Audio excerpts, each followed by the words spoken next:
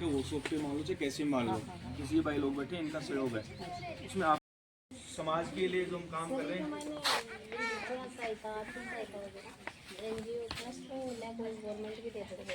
हमें देखो ये बेसहारों की आवाज़ चैरिटेबल ट्रस्ट उदयपुरवाटी से आए हैं, जो बेसहारा बच्चों की हेल्प करते हैं।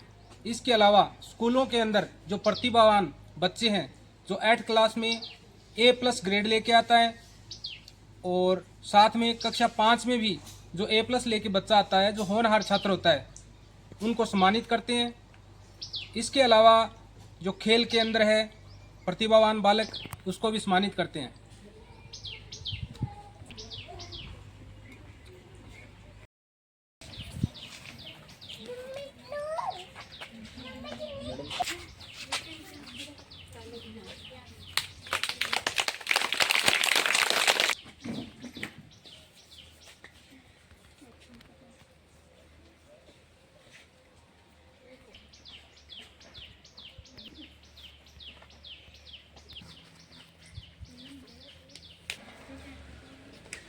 आप भी आ जाओ।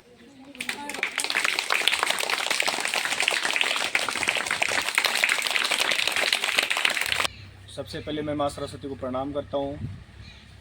मंच में विराजमान राजकीय उच्च प्राथमिक विद्यालय चकनांगल के समस्त गुरुजन अध्यापक, आज हमारी संस्था के माध्यम से जो आपके स्कूल में कार्यक्रम रखा गया है, उसके लिए आपको सबसे पहले मैं धन्यवाद देना चाहूँगा कि आपने हमारी संस्था को अपने कीमती समय में से निकाल कर मुझे समय दिया है। इसके बारे में आपको मैं बताना चाहता हूँ कि ये जो कार्यक्रम हमारा आपके स्कूल में हुआ है, ये कोई पहला कार्यक्रम नहीं है। इस तरह के कार्यक्रम हम पिछले 2-3 साल से करते भी आ रहे हैं, और इस वर्ष का हमारा कार्यक्रम लगभग आज ही 10वें या 11वें दिन का ये कार्यक्रम होगा शायद। हमारे कार्यक्रम करने की मुख्य उद्देश्य इस तरह है कि सरकारी विद्यालयों में गवर्नमेंट जो है, अपनी राजस्थान गवर्नमेंट है, वो चाहे सेंट्रल गवर्नमेंट है, शिक्षा के नाम पे तरह तरह के बजट खर्च कर रहे हैं। उसके बावजूद सरकारी स्कूलों का जो नामांकन है दिन प्रतिदिन गिरता जा रहा है। हम एनजीओ में काम करने के नाते या फिर एनजीओ संचालक होने के नाते हमें इस बात की भी चिंता है कि समाज में किन किन चीज़ों की आज समस्या उत्पन्न हो रही है।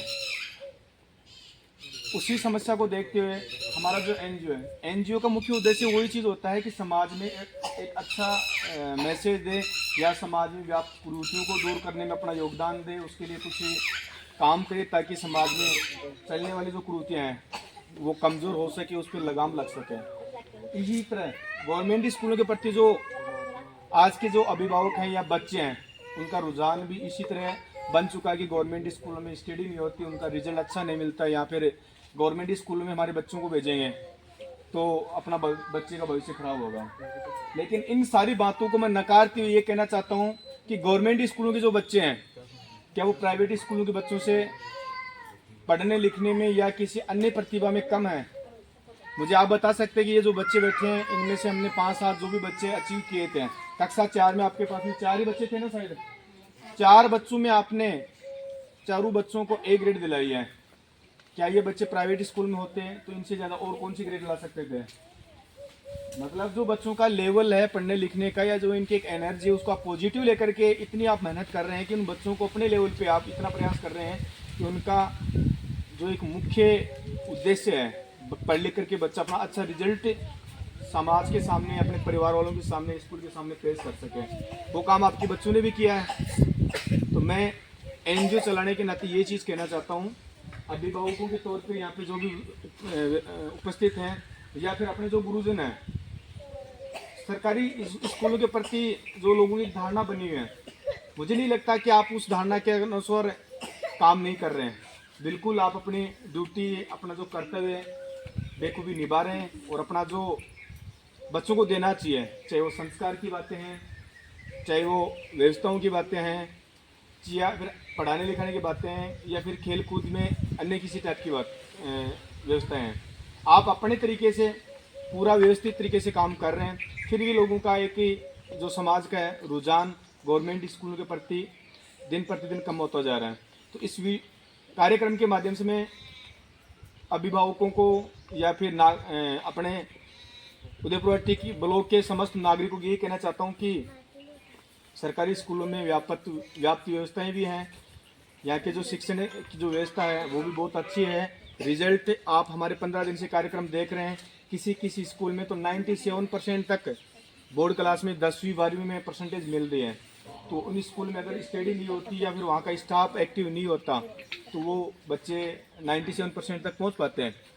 ये कभी भी सही नहीं है कि गवर्नमेंट स्कूल में स्टडी नहीं होती या फिर वहाँ का स्टाफ वहाँ पे काम नहीं करता है। अपनी जो एक मानसिकता बनी हुई है उसको बाहर निकालना होगा और गवर्नमेंट की स्कूलों पे आपको रुझान करना होगा, ताकि ये जो सरकारी व्यवस्थाएं हैं, सरकारी जो संस्था है वो कंटिन्यूटी के साथ में चलते ही रहें। और आजकल गवर्नमेंट ने शायद ऐसा रूल भी बना दिया होगा कि जिस मिडिल स्कूल में 30 बच्चों से नीचे नामांकन आ गया वो मर्ज होकर के किसी दूसरी स्कूल में शिफ्ट हो जाती है। ये एक चिंता का विषय है। चलो कई लोग तो धनवान हैं, वो अपने बच्चों को कहीं भी एडजस्ट कर सकते हैं, कहीं भी पढ़ा सकते हैं, लेकिन इसी समाज में गरीब तबके के लोग भी हैं। अगर वो स्कूलें गवर्नमेंट वाली बंद हो जाएंगी, वो बच्चों को अपने बच्चों को कहाँ स्टडी करने के लिए भेजेंगे? उनके पास में इतनी व्याप्ति धन की व्यवस्था नहीं है कि वो लाखों रुपए भर करके अपने बच्चों को गवर्नमेंट से छोड़ करके प्राइवेट स्कूल में भेज सकें। तो मैं गुरुजनों को भी यही निवेदन करना चाहता हूँ कि आपका जो नामांकन है, ठीक है छोटा सा कस्बा है, उसको देख के बहुत अच्छा नामांकन है, इसको भी आप थोड़ा इम्प्रूव करो। और पिछले 2 साल 3 साल से हम भी फील्ड में रह करके देख रहे हैं कि गवर्नमेंट स्कूलों के जो शिक्षक हैं डोर टू डोर नामांकन बढ़ाने के लिए डोर टू डोर फील्ड में भी जा रहे हैं, गार्जियन से भी अटैच कर रहे हैं, निवेदन भी कर रहे हैं और अपने तरीके से जो भी उनसे हो सके वो बच्चों के भविष्य के लिए, बच्चों को नामांकन बनाए रखने के लिए, अच्छा रिजल्ट देने के लिए काम कर रहे हैं। इसी के साथ में मैं हमारी जो संस्था उसके बारे में थोड़ा सा आपको परिचय कराना चाहता हूँ। ये जो फ्लेक्स आपके सामने लगा है, वैसे तो हमारी संस्था का अपने आप में एक परिचय है, फिर भी कुछ चीज़ें ऐसी होती हैं वो अपने गौरपूर्वक नहीं देखते हैं या फिर ध्यानपूर्वक नहीं देखने की वजह से अपनी समझ में नहीं आती है। ये जो हमारी संस्था है हमने स्टार्ट करी थी आज से लगभग 2 साल 2.5 साल पहले। हमारा स्टार्ट करने का उद्देश्य यही था कि समाज में जरूरतमंद या बेसहारा टाइप के जो लोग हैं, उसमें देखो जानवर भी आ सकते हैं, इंसान भी आ सकता है, उसकी मदद के लिए हमें काम करना है। ये करते करते फिर हमें लगा कि ज़रूरतमंद के साथ साथ में हम एजुकेशन पे भी फोकस करेंगे तो हो सकता है आने वाले भविष्य में कोई बेसहारा टाइप का रहेगा ही नहीं। क्योंकि इंसान को आगे बढ़ने के लिए या फिर इंसान की जो एक मुख्य दिशा होती है वो शिक्षा तय करती है। अगर पढ़ लिख करके आज के जो बच्चे पढ़ लिख करके आगे निकलेंगे तो आपको लगता है या फिर मुझे तो नहीं लगता कि ये बच्चे आगे जा करके ऐसी समस्याओं का सामना करेंगे या फिर इन चीज़ों का इनको सामना करना पड़ेगा। इसलिए शिक्षा पे हम फोकस कर रहे हैं कि ज़्यादा से ज़्यादा बच्चों के बीच में जाएं, खासकर गवर्नमेंट स्कूलों के बीच में जाएं और उन बच्चों को प्रोत्साहित करें ताकि वो पढ़ लिख करके समाज में अच्छा नाम रोशन कर सके या फिर पढ़ लिख करके इतना तय कर सके मुझे आगे जा करके करना क्या है, वो किसी पे आश्रित न रहें। तो हमारे उद्देश्य यही है मुख्य तौर पे कि आने वाले भविष्य में आज जिस दिशा में हम काम कर रहे हैं उस दिशा में हमें आने वाले 10 साल बाद में 15 साल बाद में ये काम नहीं करने पड़े, समाज के लिए एक अलग लेवल पे हम काम करें। तो बच्चों आपको पढ़ना लिखना है और अच्छे तरीके से अपने गुरुजनों का, माता पिता का सम्मान करना है।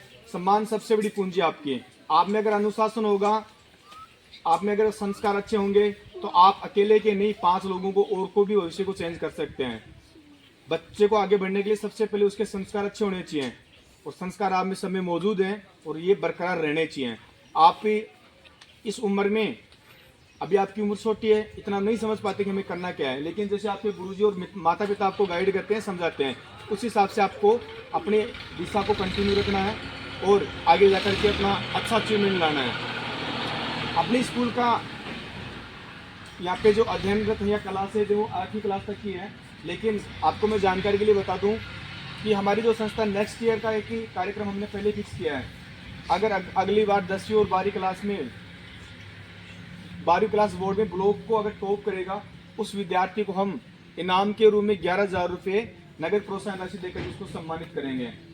ये कहना चाहता हूँ कि जैसे अभी 2 बच्चियाँ और थी, एक दोनों दिव्यांग कैटेगरी में आते हैं, इस टाइप की बच्ची या बच्चा कोई भी हो या फिर कोई पालनहार योजना में, जैसे जिस बच्चे की या बच्चा के पिताजी कम अवस्था में या फिर उसकी मृत्यु हो जाती है, बच्चा नाबालिग होता है, तो गवर्नमेंट के माध्यम से उसको पालनहार योजना में जोड़ा जाता है और उस योजना का उस बच्चे को लाभ मिलता है। अगर ऐसा कोई बच्चा आपके स्कूल में हो तो उसकी जानकारी आप हमें दें। अगर उसका उचित लाभ नहीं मिल रहा है तो हमारी संस्था के माध्यम से उसके लिए प्रयास करेंगे और उसका उचित लाभ गवर्नमेंट से हम दिलाने की कोशिश करेंगे। साथ ही में कोई दिव्यांग हो जिसका अभी कोई सर्टिफिकेट अभी तक बना नहीं हो तो उसका भी हमें आप जानकारी दें, उसका सर्टिफिकेट बना करके हम उसके लिए भी काम करेंगे। धन्यवाद।